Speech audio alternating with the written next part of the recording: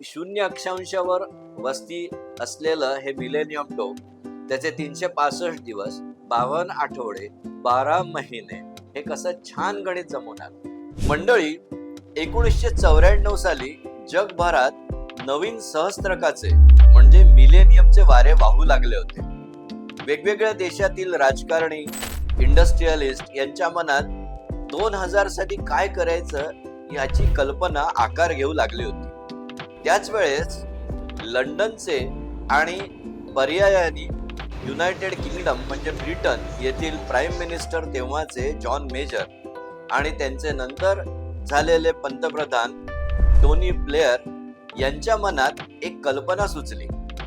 1 जानेवारी 2001 किंवा 31 डिसेंबर 2000च्या मध्यरात्री असं एक आपण आगळं वेगळं प्रदर्शन भरवूया लंडनमध्ये की सगळं जग विस्मयाने तोंडात बोट घालेल. नमस्कार दोस्तो, गोष्टी वास्तूंच्या विलक्षण निर्मितीच्या या आपल्या YouTube चॅनेल मध्ये आपलं स्वागत आहे. घेऊन येतोय विलक्षण वास्तू मालिकेतील नवीन वास्तू, लंडन येथील मिलेनियम डोम.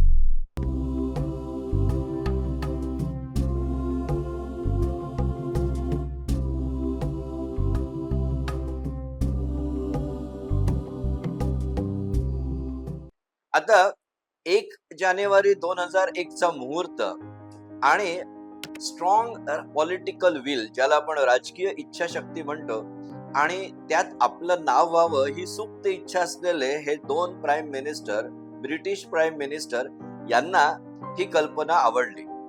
आता प्रदर्शन भरवायचं का, तर त्यांच्या मनात होती 1951 ची हिस्ट्री. 1951 साली ब्रिटनमध्येच एक अतिशय उत्तम प्रदर्शन भरलं होतं, ज्यात ब्रिटिश लोकांची जी काही टेक्नॉलॉजिकल ऍडव्हान्समेंट होती ती सगळी त्यात नीट मांडली होती आणि त्याला थोडके नाही, ऑलमोस्ट 1 कोटी लोकांनी भेट दिलेली होती. आणि त्याचं यश बघता या 2 प्राईम मिनिस्टरच्या मनात आलं की तसंच आपण आता 2001 चा मुहूर्त गाठून असं प्रदर्शन भरवूया. मग आता प्रदर्शन भरवायचं तर त्यात वेगवेगळे पॅव्हेलियन्स, स्टॉल्स हे येणार. मग हे पॅव्हेलियन्स मोठमोठे आहे. एका पॅव्हेलियन मधून दुसऱ्या पॅव्हेलियन मध्ये जाताना लंडनच्या लहरी हवामानात जर त्यावर छत नसेल तर लोकांना अडचण होईल. म्हणून अख्ख्या एक्झिबिशनच्या एरियावरच एक मोठं छत हवं असं त्यांच्या मनात आलं आणि मग यासाठी त्यांनी चाचपणी सुरू केली. पण मंडळी, हे एक्झिबिशन मुळात बर्मिंगहॅमला हवं की लंडनला हवं याचा तिढा सुटेना आणि 1996 सालापर्यंत हा तिढा सुटत नव्हता. शेवटी मोठ्या मुश्किलीने लंडन येथेच ते भरवण्याचा निर्णय घेण्यात आला. आता 96 साली निर्णय घेतला आणि तुम्हाला प्रदर्शन भरवायचंय तर त्यात वेगवेगळ्या वस्तू लागतील. त्या वस्तू प्रदर्शनात ठेवण्यासाठी किमान 1 वर्ष हवं आणि या प्रदर्शनाचं जे छप्पर होतं त्याच्या आकाराला तोड नव्हती. 365 मीटर म्हणजे 1000 फुटांच्याही वर जाणारं हे छप्पर कसं बांधायचं आणि त्यासाठी फक्त 2 वर्षांचा अवधी होता. तर या पंतप्रधान मंडळींनी असं ठरवलं की आपण रिचर्ड रॉजर्स या आर्किटेक्ट आणि त्याच्या कंपनीला पाचारण करून हे काम द्यावं. आता तुम्ही लक्षात घ्या, 96च्या अंतापर्यंत जर त्यांनी सांगितलं रिचर्ड रॉजर्सला की असं छप्पर बांधून दे, तर त्याच्याजवळ वेळ किती होता? जास्तीत जास्त 2 वर्षे. आणि हे अजस्त्र काम होतं. त्यांनी हा चॅलेंज स्वीकारला आणि 1999च्या सुरुवातीपर्यंत किंवा 1998च्या अंतापर्यंत हे छप्पर बांधण्याचा निश्चय केला. आता तुम्ही म्हणाल की निश्चय तर केला, पण आकार कसा? आता एवढं मोठं जर छप्पर बांधायचंय 365 मीटर डायमीटरचं म्हणजे 1000 फुटांच्या वरचं, तर ते मटेरियल कसं हलकं हवं. त्यानंतर ते लंडनचा वारा, वादळ, पाऊस हे झेलणारं हवं. आतमध्ये पाणी गळलं तर लोक कसे वावरतील आणि वाऱ्याने तर ते उन्मळून पडलं तर सगळीच फजिती होणार ना. त्यासाठी रिचर्ड रॉजर्सनी एक शक्कल लढवली. त्याने आपली छत्री पाहिली आहे ना, तशी छत्री बांधायचा घाट घातला. आपण पावसाळ्यात किंवा उन्हात छत्री वापरतो, किती तलम कापड असतं आणि ते तलम कापड ताणात असतं आणि हा ताण घेणाऱ्या त्या काड्या असतात त्याच्या खाली. तर तसं छत्रीसारखं एक गोल घुमट बांधायचं आणि त्याला खालून दांडा देण्याऐवजी वरून दांड्यांनी आधार द्यायचा असं ठरलं. आणि याचा आकार पाहिल्यानंतर तुम्हाला कळेल की हे जे रूफ आहे, हे छप्पर आहे, हे आपल्या सर्कशीच्या तंबू सारखं आहे. आणि हो, तेही चांगलंच आहे ना, कारण तुम्ही सर्कशीचा तंबू बघितला असेल. कोण्यातरी गावात सर्कसवाले येतात आणि 3 ते 4 दिवसात ते एवढा मोठा विशाल तंबू तयार करतात आणि ताडपत्रीचा असतो तो. मध्ये खांब असतात, पेरिफरीला खांब असतात आणि तो चामड्याचा तंबू अगदी व्यवस्थित काम करतो. तुम्ही विचार करा, तेही किती पटकन होतं. तर इथे तंबूचीच टेक्नॉलॉजी किंवा तंबूचाच आकार वापरला तर तो फायद्याचा ठरेल हे रिचर्ड रॉजर्सला कळलेलंच होता.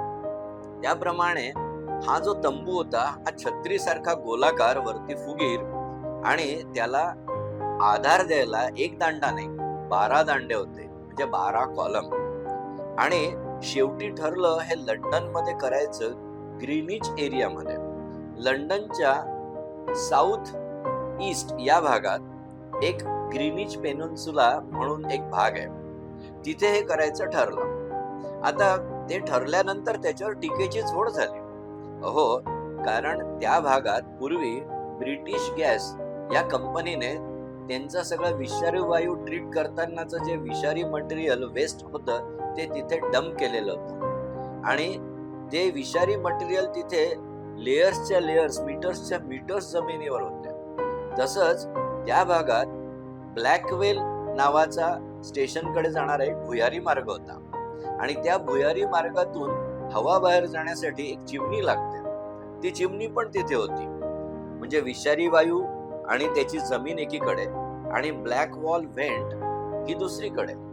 आता हे सगळं चॅलेंज स्वीकारून तिथे काम करायचं तर मग काय करणार? हो, ती विषारी जमीन ट्रीट करावी लागणार. ती भुसभुशीत, ती प्रसंगी काढून किंवा ती स्टेबिलाइज करून त्याच्या खाली लंडन क्ले म्हणजे फाउंडेशनची तर वाट लागणार. मग त्यासाठी त्यांनी काय केलं, 800 पाईल्स खोलवर गाडल्या आणि विषारी वायूची जमीन तर ट्रीट केली, परंतु ब्लॅक वॉल व्हेंट ही काही काढता येईना. त्यामुळे थोडा भाग त्या छपराचा गोलाकार मोकळा ठेवून त्यांनी छप्पर बांधलं. आता हे मिलेनियम डोम आहे, ती जागा कोणती आहे? ग्रीनिच म्हणतात. ग्रीनिच जागा, ग्रीनिच म्हणजे काय? जिथे 0 अक्षांश म्हणजेच तिथून वेळ ही 0 असते. आणि हे छत तुम्हाला सांगितलं तसं 365 मीटर म्हणजे वर्षाचे 365 दिवस हे रिप्रेझेंट करतात. याचे आधार देणारे 12 खांब हे 100 मीटर उंच आहेत आणि हे 12 खांब म्हणजे 12 महिने. आणि हो, या डोमची उंची किती आहे? 52 मीटर म्हणजेच 52 आठवडे. आता हा संयोग किती चांगला आहे की 0 अक्षांशावर वस्ती असलेलं हे मिलेनियम डोम, त्याचे 365 दिवस, 52 आठवडे, 12 महिने, हे कसं छान गणित जमून आलं. आता हे बांधताना काय काय अडचणी आल्या हे आपण बघूया. मुळात ब्युरो हॅपोल्ड आणि रिचर्ड रॉजर्स यांनी हे काम कमीत कमी वेळात केलं. 2 वर्षाचं काम होतं पण 15 महिन्यातच केलं. आणि बजेट जे दिलं होतं त्याच्यापेक्षा कमी, फक्त 43 मिलियन पाऊंड. आणि हे कसं त्यांनी केलं तर सुरुवातीला त्यांनी 1 किलोमीटर पेरिफरीचं, सर्कम्फरन्सचं एक रिंग बीम बांधली. अर्थात त्याच्या खाली 800 पाईल्स होतेच. आणि ही रिंग बीम कशाला बांधली गोलाकार? तर 12 जे खांब आहेत त्यांचं वजन घ्यायला. बरं, हे खांब 100 मीटर उंच आणि ते कसे बांधले? एकसाथ नाही, 16 मीटरचे 6 भाग म्हणजे झाले 96 मीटर.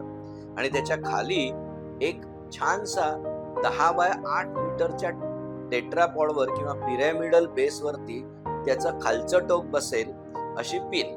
आणि सगळ्यात वरती 23 वेगवेगळ्या पट्ट्या वेल्ड केलेल्या. का 23?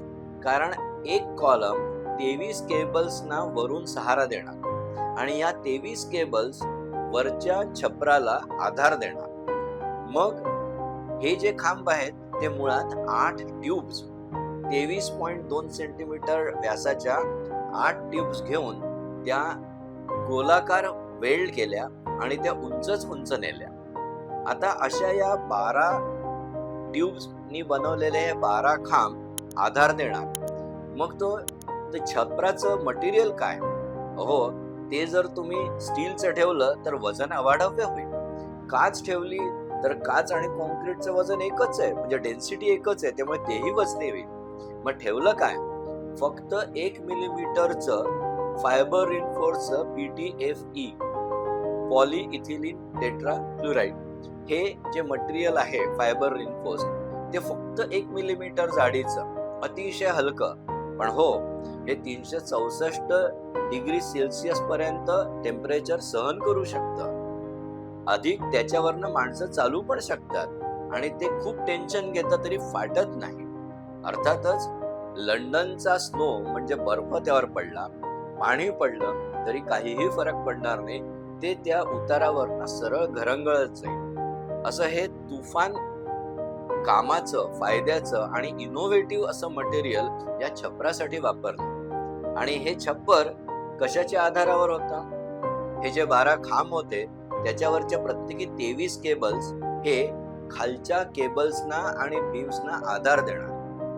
खरं तर यात बीम्स नव्हत्याच, रेडियल आणि सर्कम्फरन्शियल अशा केबल्स होत्या आणि त्या केबल्सचं जाळं होतं एक सर्क्युलर शेप मध्ये आणि एक रेडियल शेप मध्ये. तर अशा या रेडियल आणि सर्कम्फरन्शियल केबल्सच्या जाळ्यांना आधार दिला वरच्या खांबांच्या केबल्सनी आणि या केबल्सच्या नेटवर्कवर 1 मिलीमीटर PTFE चे आवरण दिलं आणि झालं छत तयार. तर तुम्ही मंडळी बघा की हे किती छान टेक्निक आहे आणि 2 वर्षाऐवजी तुम्हाला सांगितलं तसं फक्त 15 महिन्यात आणि दिलेल्या बजेटच्या कमी ह्याच्यात किमतीत हे केलेलं आहे, ही फार मोठी अचीवमेंट होती.